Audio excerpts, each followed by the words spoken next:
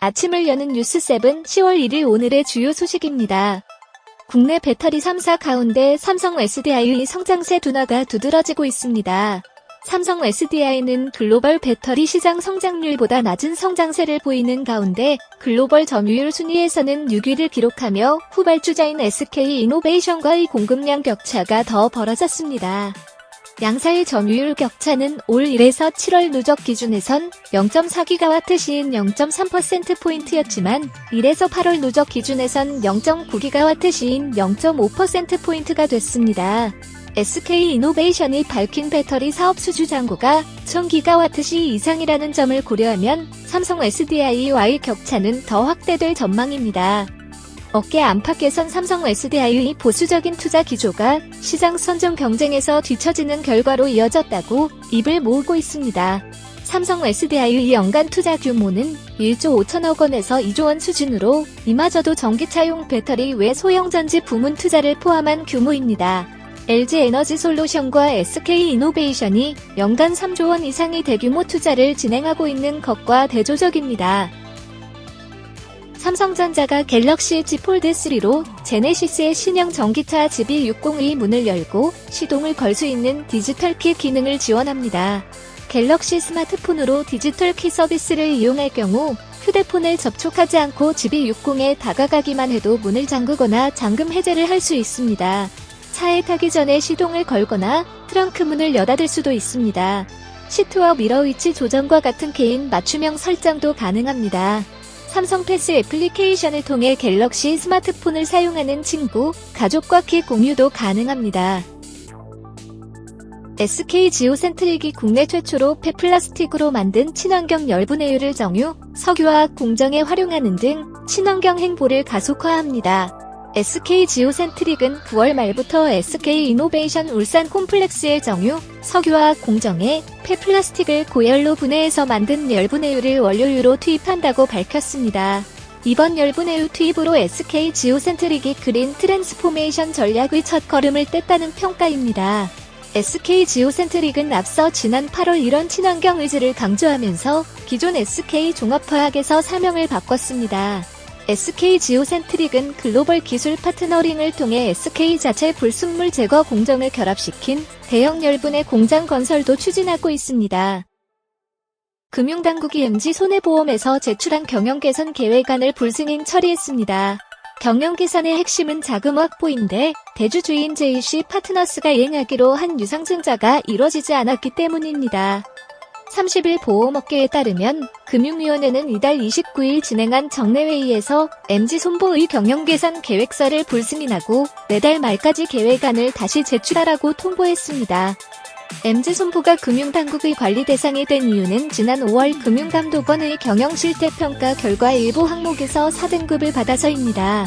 경영실태평가는 경영관리, 보험 리스크, 금리 리스크, 유동성, 자본적 정성, 수익성 등 7개 항목에 대해 부문별 점수를 매긴 후 1에서 5급까지 최종 등급을 결정합니다. 금리 리스크는 과거 진행한 대체 투자에 손실이 영향을 미친 게 등급 하락에 부정적 영향을 미쳤습니다. 자본적 정성 등급에는 지급여력 비율의 하락이 결정적으로 작용했습니다. 올해 6월 말 기준 MG손보의 지급여력 비율은 97%로 보험업법이 정하는 기준인 100%를 충족하지 못하고 있습니다.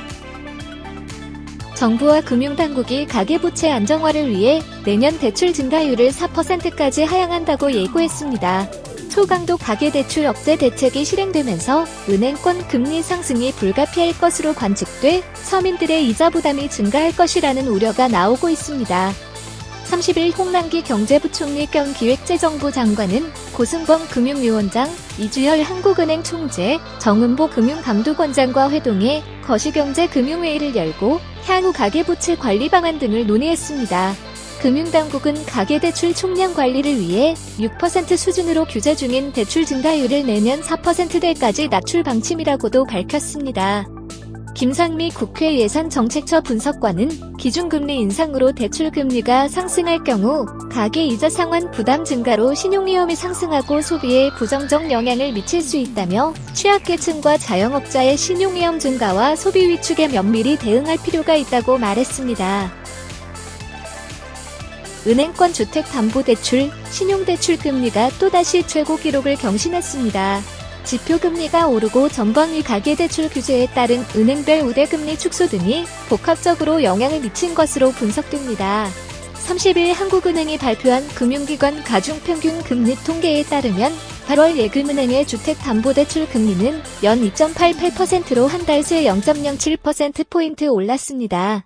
이는 2019년 5월에 2.93% 이후 2년 3개월 만에 가장 높은 수준입니다. 같은 기간 신용대출 금리도 연 3.86%에서 연 3.97%로 0.11%포인트 올라 2019년 6월 이후 최고점을 찍었습니다. 이에 따라 주택담보대출과 신용대출 모두 반영된 전체 가계대출 금리는 연 3.10%까지 치솟았습니다. 한은은 대출금리 상승 배경에 대해 코픽스, 은행채 등 지표금리가 상승했고 가계대출 관리를 위해 은행들이 우대금리를 줄인 영향이라고 설명했습니다. 정용진 신세계그룹 부회장이 정태영 현대카드 부회장의 레시피를 토대로 밀키트 된장라면을 내놨습니다. 이마트는 현대카드와 함께 개발한 된장라면 밀키트, 정든 된장라면을 이마트와 SSG닷컴에서 판매한다고 밝혔습니다. 이 된장라면은 정태영 현대카드 부회장이 정용진 신세계그룹 부회장과 업무협의차 만난 자리에서 시작됐습니다.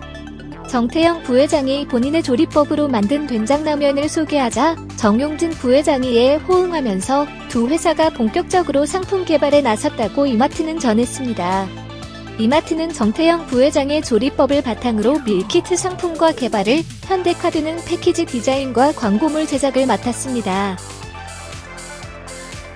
기사와 관련한 더 자세한 내용은 데일리동방 홈페이지에서 확인할 수 있습니다.